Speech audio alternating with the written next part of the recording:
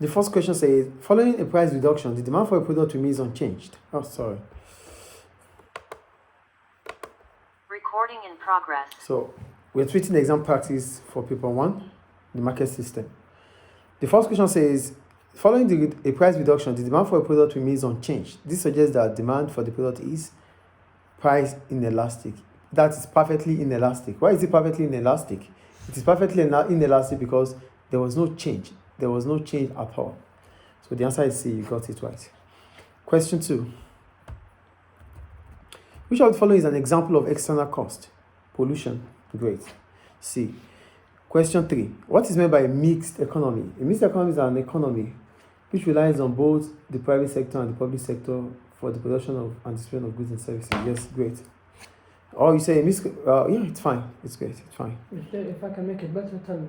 Oh, well, it's the combination of both the market economy and the planned economy. So which is the same. So that means resource allocation is done by both the private sector and the public sector. It's about resource allocation. Okay. Clear? Yeah. Question 4. Define the term normal good. A normal good are goods that are likely to be distributed by the private sector. No, it's wrong. Oh, normal good, right? A normal good, yeah, it's wrong. A normal good is a good that you think about buying when your income level increases. These are normal goods. Goods that you think about buying or the demand increases as soon as the level of income increases. Do you get that? Yes. Normal goods are goods that their quantity demanded increases as the level of income increases. Clear? Okay. That's for normal goods. It's on the record anyway. So, question 5. Define the term public goods. Public goods are less likely to be distributed by the private sector. No. Public goods are non-excludable and non-rivalry. That is the point. I revised this and it says here that it's not likely to be rivalry. No. I told you, forget about these things here. Okay, I just want to see it, Mr. It's fine. Okay, goods, Mr. Public goods. Goods that are not likely to be provided by the private sector. No, I won't take that from you. Public goods are goods that are non-excludable and non-rivalrous.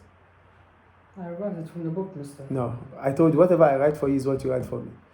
Public goods are goods that are non-excludable and non-rivalrous. Okay. So non-excludable means as soon as they are being produced, you cannot stop anybody from consuming it. And non-rivalrous means that your consumption does not reduce my own consumption.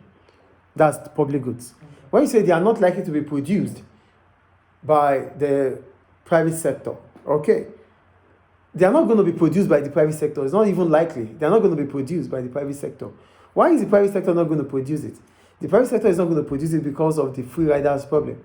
But it is safe for you to write public goods are goods that are non-excludable and non-rivalrous. Yes, your point is right, but for me, you are just telling me that you are giving me the opposite of public goods, which is private goods. So I don't get the mark. You can't, sorry, you can't. No. We move on. I think it's clear now. Public goods are non-excludable. Not excluded. Non-excludable. Must because I revised it from the book and it said the same thing. So I wrote down what I read from the book. Those are contents. When we did public goods, was it private sector they said about? No. It's non-excluded and non-rival. Please, that is what you should write for me. That's done. Question what now? Question 5, right? No, question 6. No, question. Yeah, question 6.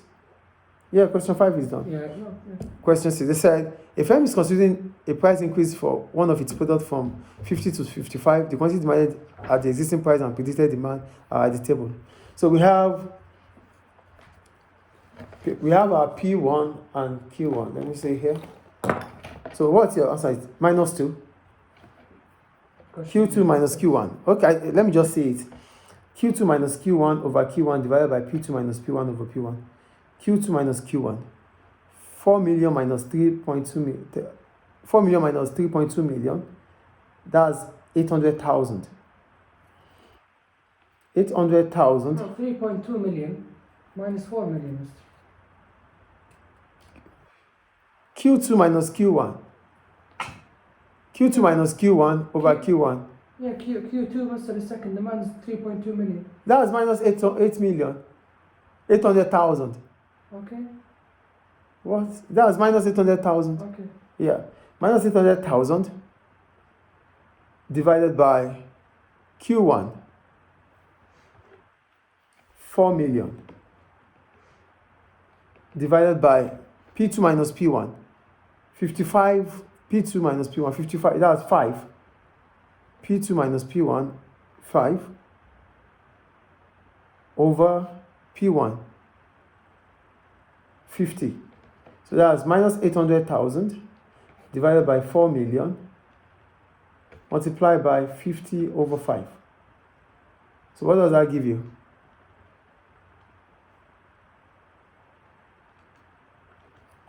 Minus, you got minus 2, okay? 0.2. Everything is minus 0.2. The final answer is negative 2. That's Negative 2. Yeah, the final answer for everything. Let me see your calculator, please.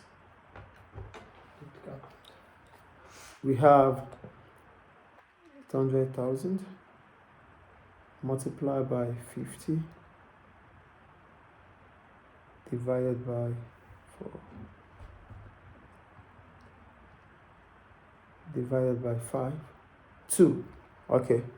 So the answer is negative 2. So is it price elastic or inelastic? Inelastic.